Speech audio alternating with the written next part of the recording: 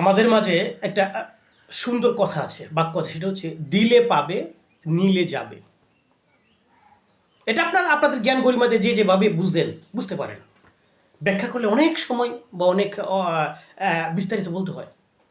তো অল্প সময় কথা বলে এইভাবে বিস্তারিত বলার অবকাশ নেই। আপনারা যার যার মতো করে বুঝবার চেষ্টা করবেন, বা বুঝতে চাইলে বুঝে নিতে পারবেন। দিলে পাবে, নিলে যাবে। বিষয়টা দেখুন, আমি যে দিকটা আলোচনা করছি সেটা হচ্ছে মহান স্রষ্টার প্রতি মানুষের মনোনিবেশ। বিষয়টা কিন্তু এরকমই, স্রষ্টার প্রতি, সৃষ্টির মধ্যে শ্রেষ্ঠ মানুষই মানুষের মনোনিবেশ।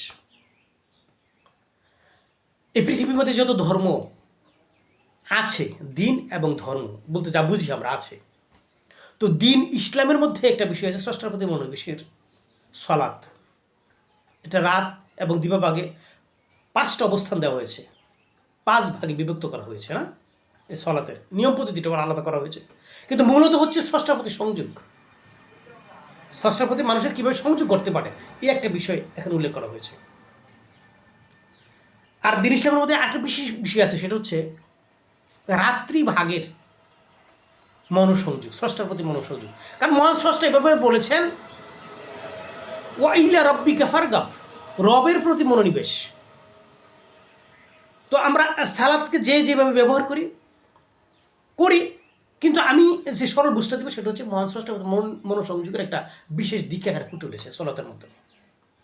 কারণ সালাত আদায় যখন আমরা যাব, আমাদের পূর্ব শর্ত হচ্ছে অজু করা। অজু করা মানে আমরা নির্দিষ্ট অবস্থানে হাত পা মুখমণ্ডল এগুলো পানি দিয়ে ধৌত করা, ভালো শুদ্ধ বিশুদ্ধ পানি দিয়ে, পরিষ্কার পানি দিয়ে ধৌত করা বুঝি না, এটাই আমরা উজু বুঝি। তো বিস্তারিত রূপ আছে, আপনারা জানেন, যারা জানেন না তারা জেনে নেবেন। তো অজুর একটা পূর্ব শর্ত আছে।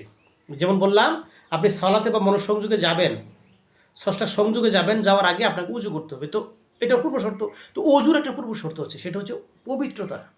শারীরিক এবং মানসিক পবিত্রতা 2 ধরনের আছে। তো শারীরিক পবিত্রতাটা বলতে আমরা যেটা বুঝি সেটা হচ্ছে বিভিন্ন প্রকার নাপাকি বস্তু আছে, পাক নাপাক একটা বস্তু আছে, সেটা যেন আমরা বুঝি, সে ব্যাপারে আমরা সতর্ক থাকি। বুঝতে পারলেন? পবিত্র থাকা, এই পবিত্র অবস্থানে উজু করার পর আপনার স্রষ্টার সংযোগে যাওয়া, এটা একটা বিশাল বিষয়। আপনারা বিশ্বাস করুন আর না করুন, এটা প্রত্যেক দিন ধর্ম বলতে যাই বলতে সব ক্ষেত্রেই একটা বিষয় আছে, ধ্যান, সংযোগ, স্রষ্টার সাথে ধ্যান করা, স্রষ্টার সাথে ধ্যান স্মরণ।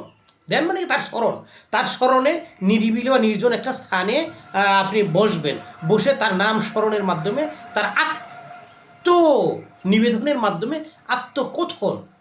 কথোপকথন চলে স্রষ্টার সাথে, দেওয়া নেওয়া, চাওয়া পাওয়ার, এরকম একটা বিভিন্ন অবস্থান মানুষের হৃদয়ের মধ্যে ঘটে। এই যে মনোনিবেশ করে তার স্রষ্টার প্রতি স্মরণে মনোসংযোগ, এটি হচ্ছে এই যে একটা উল্লেখযোগ্য অবস্থান। এটা আমি বলে ফেললাম হুট করে, আমিও এটার ব্যাপারে এতটা পারদর্শী হচ্ছি না, কিন্তু যেহেতু বলতে হয়তো বলছি, বলা দরকার, চেষ্টা করে যাচ্ছি, আমরা চাই চেষ্টা করে যারা যাচ্ছি। তো স্রষ্টার মনোসংযোগ আপনারা একটু করে দেখুন, নিজেকে আগে পবিত্রতা রাখতে চেষ্টা করবেন। আপনি কিছুদিন পবিত্র হয়ে থাকতে চেষ্টা করুন, দেখুন কেমন ভালো লাগে। আপনি পবিত্র হওয়া যে একটা অবস্থানে যদি আসতে পারেন, তাহলে আপনার মনটাই অন্য ধরনের লাগবে, এটা নিশ্চিত। আর যদি পবিত্রতার সহিত আপনি ধ্যানে বসতে পারেন, তাহলে আপনার আত্মজাগরণটা আরও উন্নত হবে। এটা বোঝানো যাবে না, বলে আপনাকে বোঝানো যাবে না। আপনি এইভাবে উদ্যোগী হন, এই কাজটা আপনি হাতে নিন, যে আমি পবিত্র থাকবো এবং পবিত্র অবস্থায় কিছু ধ্যান করবো স্রষ্টার। আপনি একটা দিন বা রাত্রে নির্দিষ্ট সময়, আপনি একাধিকবার যদি না পারেন, একাধিকবার পারলে ভালো, একবার 2বার আপনি করে দেখুন, কিছু সময় স্রষ্টার প্রতি মনোসংযোগ করে তার প্রতি যে আত্মকথন বা আত্মকথোপকথন আপনি করে দেখুন, আপনার ভালো লাগবে। এই ব্যাপারটা আমরা যদি এড়িয়ে না যাই, এর বলার কারণ কি জানেন? আমরা আজ এই পৃথিবীর জীবনে বিভিন্ন ব্যস্ততায় ব্যস্ত, আমরা বিভিন্ন অবস্থানে ব্যস্ত, আমাদের সময় নাই হাতে। এই সময়টা বের করে আপনি এই একটা অবস্থান আপনি খেয়াল করুন, ধার্মিকতা যাই থাকুক, আপনি এই অবস্থানে পবিত্র থাকুন, ধ্যানে আসুন, এসে দেখুন, আপনার ভালো লাগবে।